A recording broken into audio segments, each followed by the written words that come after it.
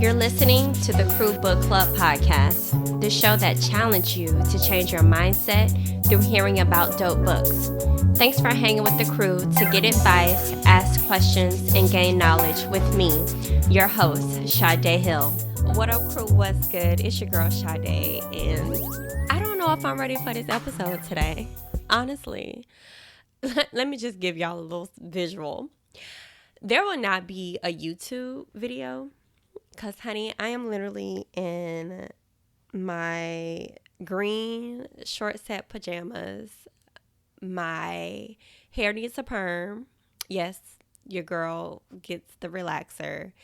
And I didn't feel like being on camera. If you've been following social media, you're probably like, where you been, girl? I ain't seen you. And you won't until I don't know when. Probably September. I said 2 weeks. Well, I didn't say 2 weeks. God said 2 weeks. I was doing this prayer challenge where we wake up 5 a.m. It's a community that I'm a part of. And then at 5:50, we have this on fire where someone would come on and pray, give us a word and things of that nature. And on the 15th day, God was like, hey, daughter, Sade, I need you to not go on social media for 2 weeks. And I was like, huh? Like, I do real estate off of social media. I promote the podcast on social media. At the same time, I felt a sense of release.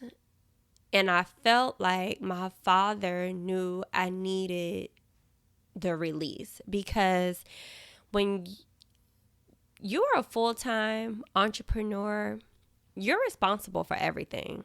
Well, for me, especially in the starting years, I'm responsible for everything.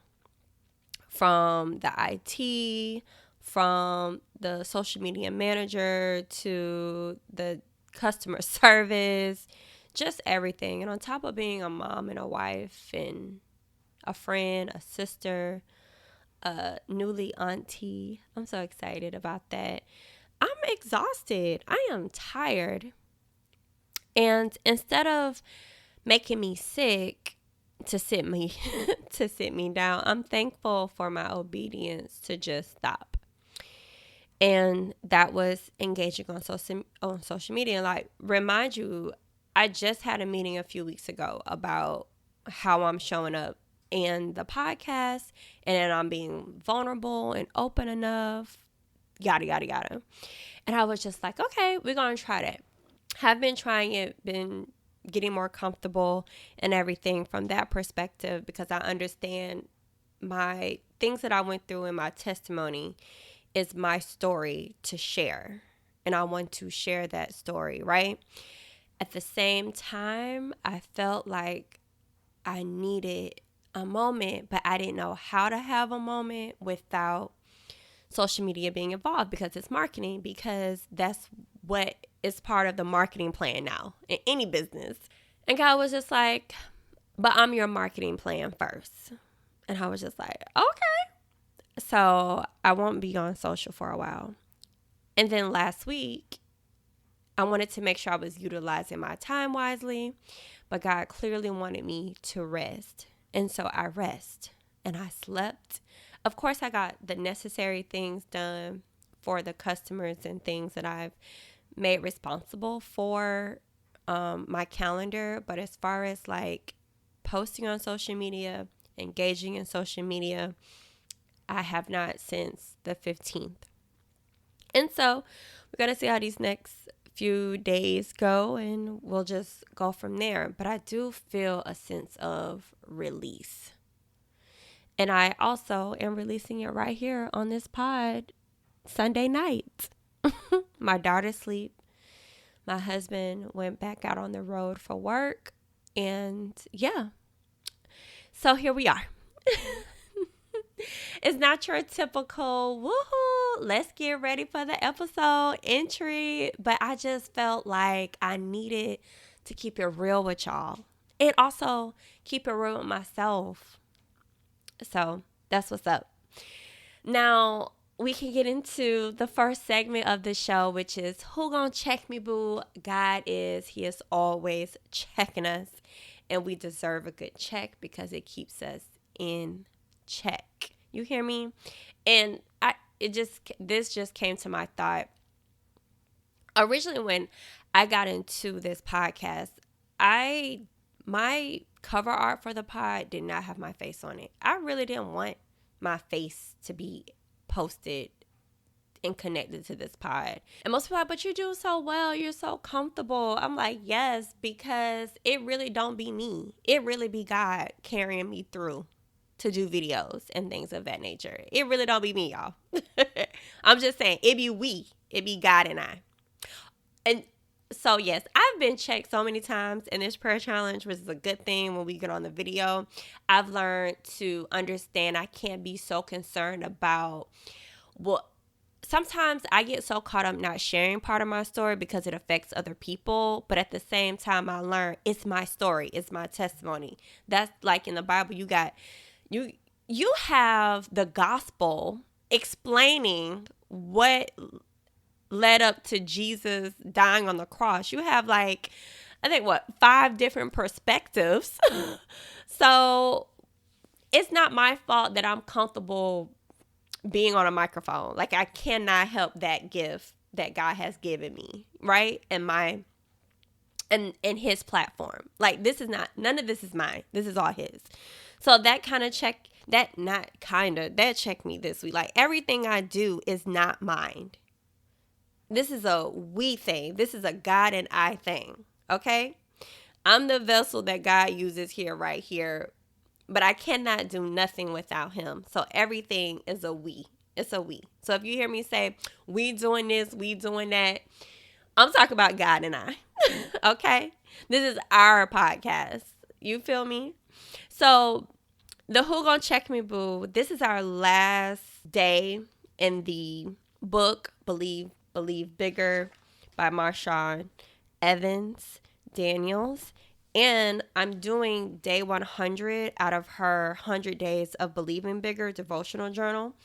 And the last day talks about step in. And the scripture was Joshua chapter 3, verse 4. You have not passed this way before. And I highlighted in the passage, becoming comfortable with mystery is one of the ways we grow our faith.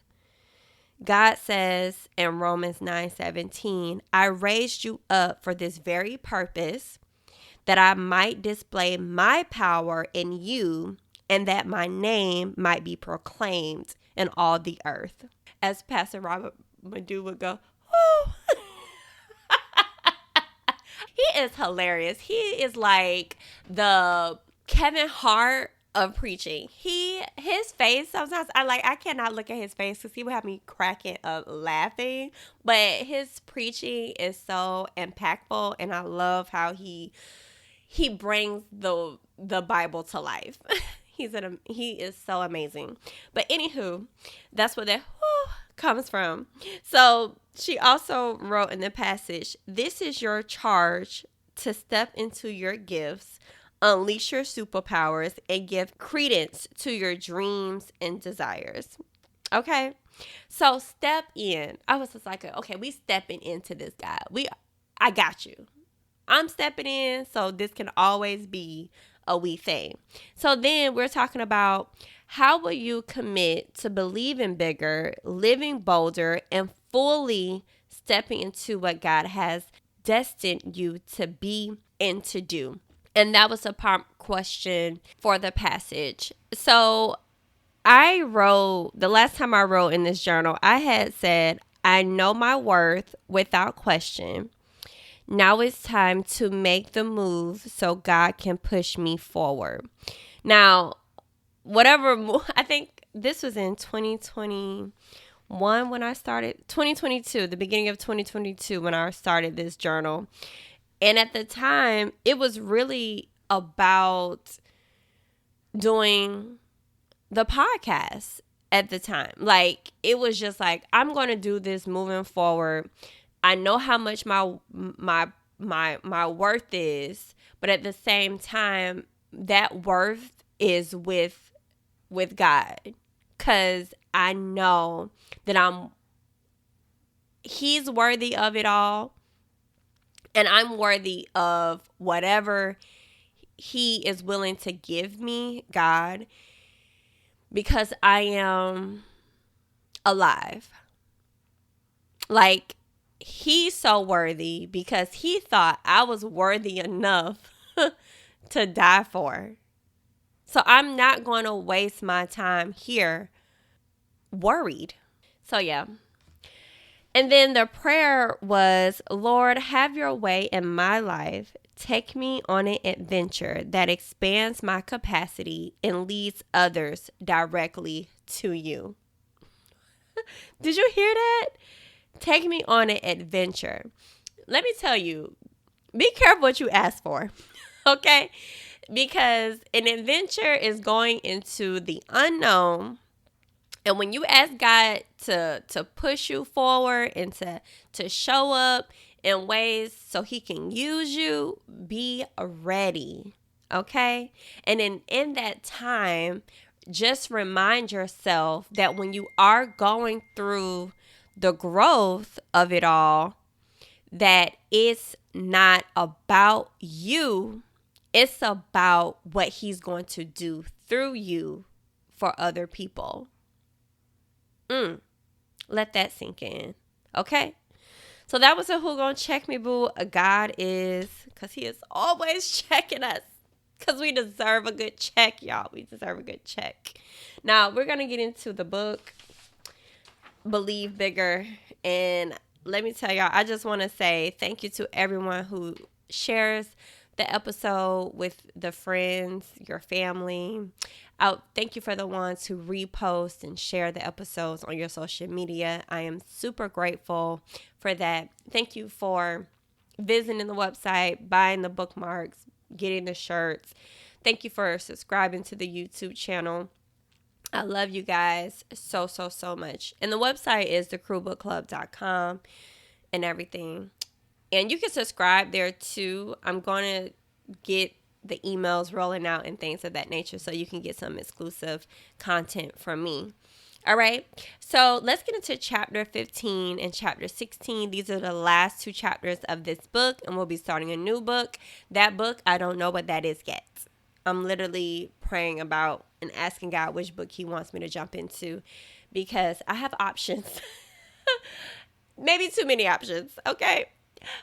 But these two chapters, chapter 15, slaying self-doubt, and chapter 16, let the miracle begin. All right.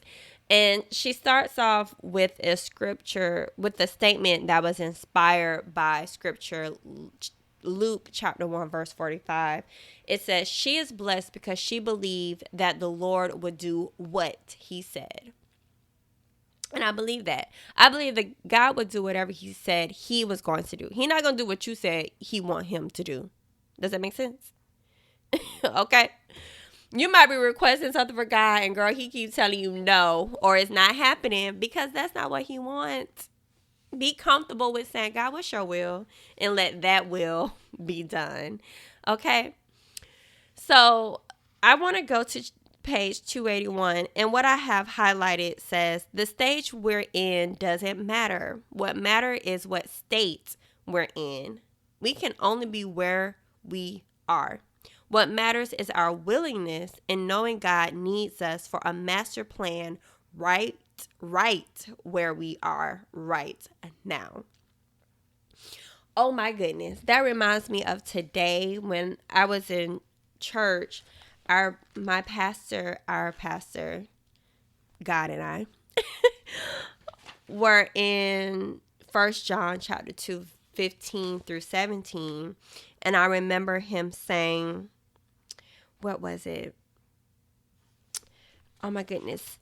To not get so caught up in destination addiction. That's when we are in that we'll get there. I'll be happy when I get there. It's like, no, sis, be happy where you're at right now. Don't be so caught up in the destination addiction. Oh, like once I own this, once once I get this many, or whatever that is that you're so focused on, and you're making that contingent upon your happiness, that's a problem. And I was just like, oh my goodness. And that's me, because I'm a quote unquote planner. And it's like, what's your 5-year plan? What's your 10-year plan? It's like, God didn't tell me yet. I might have a vision of what I want that to look like, but God timing be a whole different.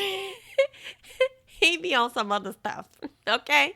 And I have to be willing to go on that adventure we had talked about in the Who Gon Check Me Boo segment, right? So I feel like and I'm talking to myself too, let's figure out the master plan right where we are, okay? Not so focused on getting caught up in that destination addiction. All right. And so then I went down, and she was like, about understanding. And she said, understand means to stand under. The call to believe bigger and live bolder will require you to stand under your purpose. Let purpose cover you, guide you, and fill you. Because it's not me then the purpose. It's the purpose. Oh, this vision just came to mind. It's like having a cloud called purpose and letting that rain on me, instead of me picking up the box that says purpose and carrying it. Oh, because what comes above, God is above. He formulates the cloud, and whatever comes out of that cloud, that's the purpose I want to rain on me. I don't want to be packing the boxes down here, putting in the box of what I think my purpose is. Because God is bigger than that, right? So I love that illustration that just came to my mind. That was definitely, thank you, God, for that one. Okay, on page 285 of the book, she says, because the enemy knows this is our deepest desire and therefore our greatest vulnerability, he uses self-doubt to contaminate it. Oh, girl, the enemy knows your temptation just as much as you do. That's why the temptation doesn't come ugly. That temptation becoming sexy. That temptation, it smells good. You know, I love the smell of bread. That's it. That temptation, whatever that temptation is, it's the enemy know, and it's gonna look good to you. It's gonna smell good. All of that. So we have to be careful, because he will use self-doubt to contaminate it. You know what I'm saying?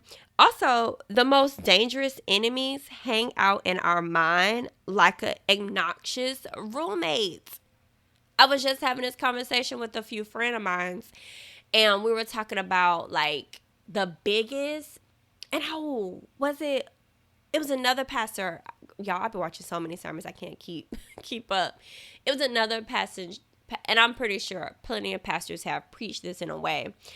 But a lot of the times, and a lot of the times, our biggest enemy is ourselves. And we get in our own head. We talk ourselves out of everything. And we self-doubt ourselves. That's why they call it self-doubt. Because it's a self thing. It's a self-infliction. Okay? And I have to stop inflicting myself. And I might not be committing a physical suicide, but I'm committing a mental suicide. Wow. A mental suicide. So stop killing yourself mentally and implementing self-doubt. Okay? I know that might sound so vulgar and maybe aggressive. Okay, so on page 285, she also says, the thoughts that create self-sabotage, that's an inner enemy blocking our purpose. So you can be your own enemy. It ain't the devil. Sorry to tell you, baby. It ain't the devil all the time. It's you. I told her, and these are the type of friends you need. When I was in my marriage at one point, when I was committing infidelity, I had a friend of mine said, girl, you the devil. Oh, no, she was like, you. She said, no, the devil in you. Because I was like, I don't know, why the devil be tempting me with this, that, and the other? She was like, no, girl, that's you. And when I told her what she said, she was like, I said that? I was like, yes, girl, you said that. But it wasn't her saying it. It was something that I needed to hear. That's probably why she don't remember saying it. It was something I needed to hear because I was I was self-sabotaging my own relationship. I was self-sabotaging myself. I was my own worst enemy. It wasn't a devil that was the enemy. It was me. I was killing what God had for me to sabotage my life. And I was just like, I'm not going to let the enemy do it. And I'm darn sure I'm not going to let me do it. Okay? All right. I know we just went. That wasn't even in my notes to say that part. All right, so that was some of the highlights of chapter 15 for me about slaying self-doubt. I also like what she put in here. Like, you guys, man, understand this. Like, you are not alone. Every woman deals with self-doubt. We all deal with self-sabotage at some point in our lives. And if you're not dealing with it now, either you overcame it or it's coming. Okay? And when I'm realizing the more I share my story or the more I become a part of other communities, I am hearing these women go through the same things. And this is why we cannot afford to keep our mouth shut. We have to open our mouths and share. Of course, with discernment. Now, you can't be sharing your business with everybody. At the same time, you have to really pray to God and ask him to put you in the positions and the places to meet the people that you can authentically share with so they can help you and pour into you and all of those good things. Okay? And somebody asks, well, how do you know what to say when you're on the pod? I'd be like, I really be going to God and be like, okay, God, should I say this? How should I say it? What should I say? And when I come on here, it's just like, okay, God, I'm going to let you do this thing. Because I can't do this without him. I cannot. If I was doing this without him, y'all would probably have a whole other different content. You feel what I'm saying? Because then I'll be going after listens and likes and things. But these are things that's not going to get the most listens. These are things that are not going to get the most likes. Because these are the things people aren't willing to face. And I'm still having to face them. So please understand the things that you could be avoiding because you don't want to face yourself. Those are the very things you need to face yourself. Sometimes if you go to church or if you don't go to church or if you won't pick up a certain book or you won't even pick up the Bible, it's because you don't want to face yourself. You don't want to really peel back the layers and see what you got to fight. Okay? And that's the very thing that we would need to start. It's, you know what? I was listening to a podcast and one of the hosts was recommending God to somebody. And then they automatically went to, oh, well, there's Buddha, there's these other religions things that they mentioned. I'm like, boy, people would try everything but God. And then they wonder, I'm trying to find myself. You will find yourself in God. Why you have to go look everywhere else? Like, try God.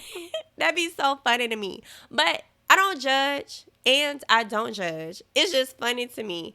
And maybe because I know I've been there, it's like, sis, trust me. Now, I haven't tried like a whole bunch of different religions or anything like that. But I'm saying like I've tried searching outside of God. And all I did was find myself right back with God.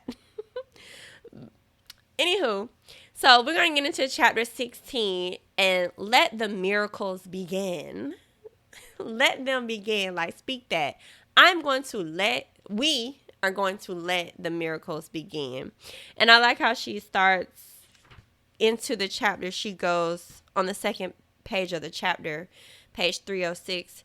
It says, you cannot fix what you will not face. Did I not just talk about that? You cannot fix what you will not face. Time doesn't heal all wounds. Engaging with and committing to healing does. It's an action thing. And that whole time, no, you have to face those things. I was in a coaching call and we were talking about like facing the things before they spill out in other ways. Like keeping stuff dormanted and not approaching them, keeping them oppressed in your body will come out in sickness. It will come out in frustration.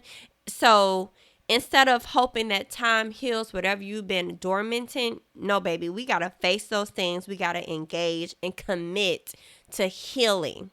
We no more avoiding. We going in. What do we talk about in Who Gon Check Me Boo? Step in. I need you to step in and take action on your healing, because time is only allowing it to fester. Okay? I like how she says this too. It's incredibly important to have friends who believe in bigger for you and who selfishly and lovingly push you into a higher version of yourself. A good friend loves you too much to let you linger in limbo. A good friend is passionate about your destiny. Sis, I am passionate about your destiny, and I do not want you lingering in limbo. Our pastor preached today about being in the flesh hole of being lukewarm with God. You either in or you out. And being in doesn't mean that you're going to be perfect. Being in is that you're going to constantly choose God, and you're going to work on being more like him. You might not be him, but you're going to focus on being more like him. Okay? And you're going to repent, and you're going to acknowledge the things that you have done, and you're going to face yourself. Okay? Now, you can go out there and you can be cold. You ain't got to be hot. You can be cold with God all you want to.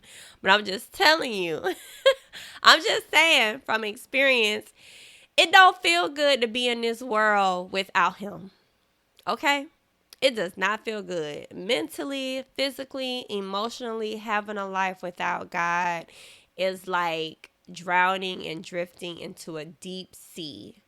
And it's going to be cold. And you're going to be freezing. Okay? That's what comes to mind when I think of a life without God. I want to feel warm and fuzzy inside, even if I'm sad. Okay? I want to have the comfort of the Holy Spirit telling me like, it's going to be okay. And we're going to get through this adventure together. Okay? So let's go to page 313 about miracles. And I like how she puts this. A miracle is any moment where God is present. It ain't him parting the Red Sea all the time. There's not going to be these big miracles. And when I read this passage, it made me think of the song, miracles on miracles, count your miracles, 1, 2, 3, 4, I can't even count them all. It's by Elevation Worship. And I remember going to the concert, and it had like the littlest miracles, like waking up, my kid getting home safe. I remember it was just like the littlest miracles. Sometimes we feel like we have to focus on everything real big miracle. I know. It was a miracle that you woke up this morning. It was a miracle that you could breathe without carrying around a machine. And even if you woke up carrying around a machine, at least you woke up to be able to carry the machine or whatever. I remember watching this fitness video, and And the man probably didn't say it on purpose. But he was like, you want to work both arms and hopefully you have both arms. And I don't think he realized what he said. And I was like, well, what if somebody don't have an arm? I mean, you know what I'm saying? But they are alive. You're breathing. Don't always equate a miracle with being something so huge. Okay? There are little miracles happening every day. So wherever God is present, that is a miracle. Because there's plenty of people out here lost looking for God. So if you can bring God into your presence, that is a miracle alone. All right? So check out the song. I think it's called Million Little Miracles or Little Miracles, something like that. But Elevation Worship, I guarantee you'll find it if you just Google that. All right, let's go to page 330. It says, someone else's future depends on your mind shifts, your boldness, and your start. You don't need a stage. You don't need perfect conditions. You don't need a strategy or an audience. You need surrender and a proactive willingness to let God start using you in a new and uncomfortable ways now. Right? And I'm going to say right now. Okay? I used to think I needed things to be perfect. I needed the perfect mic. I needed the perfect this.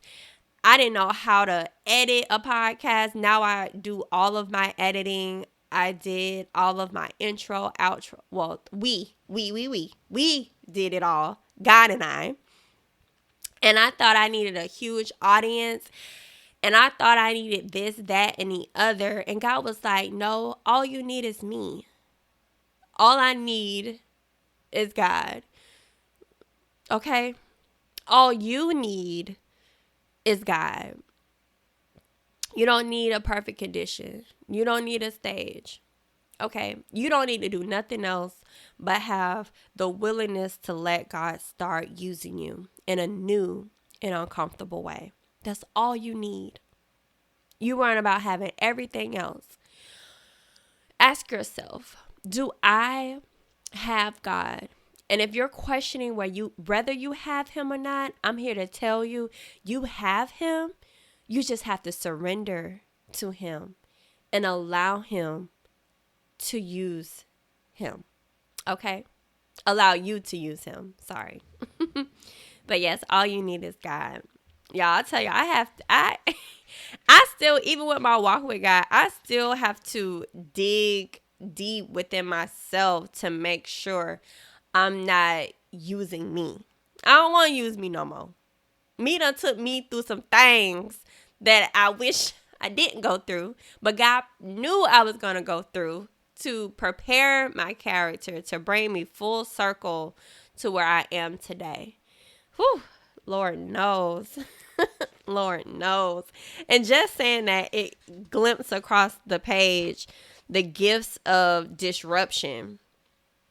And that leads me into to say that we need disruption, because disruption will bring you back. Okay, it will bring you back full focus. It will push you into a space you never thought you would be, but it also brings you this understanding, like, okay, this ain't nothing but God. If he can pull me out of this one, all right.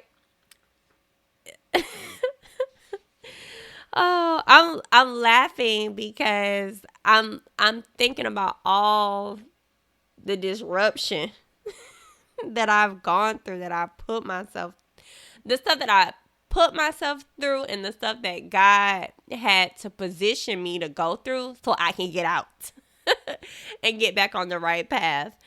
Oh, Jesus, Lord knows, y'all, the journey. So I'm going to switch it up a little bit because I feel like this would be a good segue to talk about the challenge of the week before I do What Would the Crew Do. And the challenge of the week is to write a letter to disruption. It's Dear Disruption. And it was inspired by page 334. She says, so disruption, I say thank you. Thank you for being the perfect process that equipped me to show up in the world stronger, wiser, and bolder. This is who I was meant to be. A woman who believes bigger, a woman who says yes, and a woman who lets other women know it's okay to be incredible. We're not meant to blend in. God's girls are designed to stand out. So I want us to write a thank you letter to disruption. In the beginning of the book, she talked about the disruption of her ex-fiance having an affair with his ex-wife while they were engaged, and how that disrupted her whole life after she closed down her business and all of these things to be with this man, and he did these things to her. But as you read through the book, you learn at the end that, well, in the beginning, you learned that she realized what she went through was to help other women into what she has now. But then she ends up meeting a man who was a coach, and he was looking for a change in his business. They end up coming together and doing business together to help her platform. And so she needed that disruption to happen to become the woman she is today. So it's like thank you disruption for happening, because if it did not happen, I don't know if the story would have ended up the same. So I want to write a letter. I will write a letter. And how about we write a letter together this week as our challenge to thank you, disruption, for bringing us out and leading us into where we are today. Okay. All right. Now, that was our book. That was our Believe Bigger book. I'm so excited to do our next book, whatever that book is. I will let y'all know. Okay. And there is there's always some things going off in my mind. We'll see which goes first. That's all I gotta say. I told myself, like, we're gonna stop sharing what we will do publicly until God confirms me privately. So yes, you know what I'm saying? Lessons learned. All right. Now, let's get into what would the crew do? Ask advice. You can email the crew at thecrewbookclub@gmail.com, or you can DM. Well, right now for the next 2 weeks, I won't see my DMs. So you can put it in there and I'll see it when I get back on. But if you want me to see immediately, email the crew at thecrewbookclub@gmail.com. All right. This one was in my stash from some other times that I asked for some advice, and you guys had sent it over. And this one says, I'm a new mom and I am trying to balance the needs of my newborn and mine. My daughter's dad works a lot and we don't live together, so all the work and responsibilities fall on me. Being an experienced mom, do you have any advice for a new mom? Experience. Girl, being a mom is not a job resume. Everybody's situation is different. It's not like there's systems in place that are perfectly that I can tell you. I can't. Experienced mom. I see why you use that word, but honey, it's different for everybody. Every child is different and things. But what I can say is, do not lose yourself. It's okay to let that baby cry. That baby don't need to be held 24/7. That baby will be okay as long as that baby is fed and you know things are right, diaper change, clean. Let that baby cry sometimes. It's okay. I would also say, don't allow yourself to not put yourself first in certain situations. You get what I'm saying?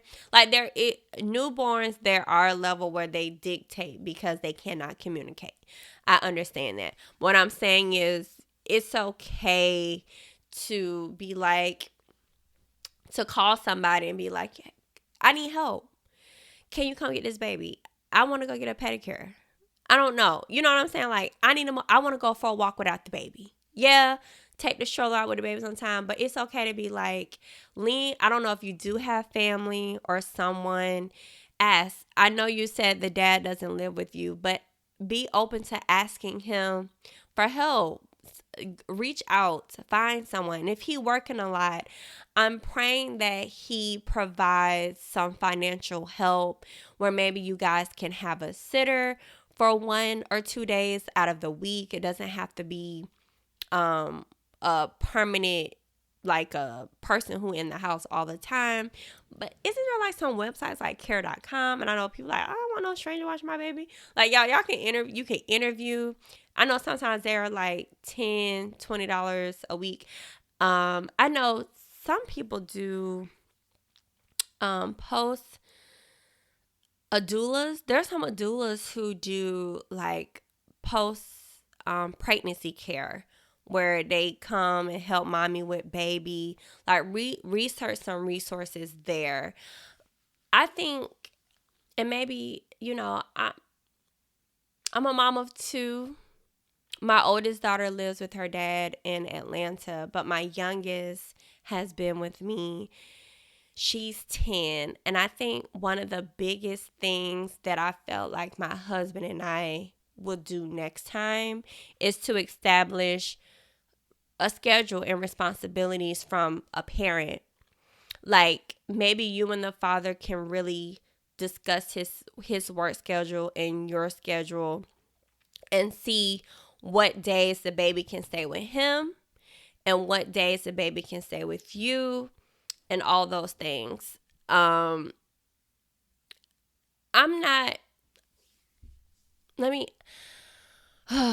know this is unpopular opinion, but if you communicate with the father your needs financially and the physical help, and there could be a mutual agreement, I'm not going to be like, girl, go put him on child support ASAP. If you can communicate properly, not forcefully, don't hold a child over his head, but if you can communicate properly your needs and your financial needs, that can help bring a great relationship. Because it doesn't seem like all you said was he works a lot. So I'm praying that the relationship is great and you guys can balance and have something. He can have his family help, your family can help, but do not be hesitant to ask for help and communicate. Now, if he ain't helping and he don't want to help and you got to chase him down, don't hesitate to put him on child support. You need help. A baby, you did not make this baby by yourself. You know what I'm saying? Like, you got to do what you got to do. But, I think communication is so important, and have a plan. I mean, down to I was reading a book about parenting, and it was kind of like, I can't think of the book name, but it was kind of like, make a schedule. Even who gonna bathe the baby on Monday, Wednesday, Friday? Who gonna cook this day? Because if the expectations are set, then nothing shall be of a surprise. Okay? So definitely communicate, and have a plan and make a schedule. And do not be hesitant to put yourself first. If mommy good, baby will be good. That's my advice on that. Okay? Thank you for writing in to the Crew Book Club podcast. I really appreciate it. I love questions. I love stuff like this. And I'm a new auntie. Woo-woo. I'm so excited about my new baby nephew. I can't wait to meet him again. Well, not meet him. See him again. I get to see him. I'm so excited. So anywho, we're going to end on the quote of the week. The quote of the week is, many are called and few are chosen. The difference between the called and the chosen is that the chosen chooses to answer. That was by Marshawn Evan Daniels. So I'm going to ask you, crew, are you going to choose? All right. And Marshawn and I, we believe in you. And our prayer is that you believe bigger in you too. All right, crew. Thanks for tuning in to the Crew Book Club podcast. I will see y'all right here next week. Hey. Want to be a part of the crew? Hit that follow button so you'll never miss an episode. And while you're at it, I would appreciate you showing crew love by rating the show on iTunes and Spotify. Don't keep all this goodness to yourself. Share and tell a friend so your whole crew can be growing with you. Let me be the first to tell you, welcome to the crew.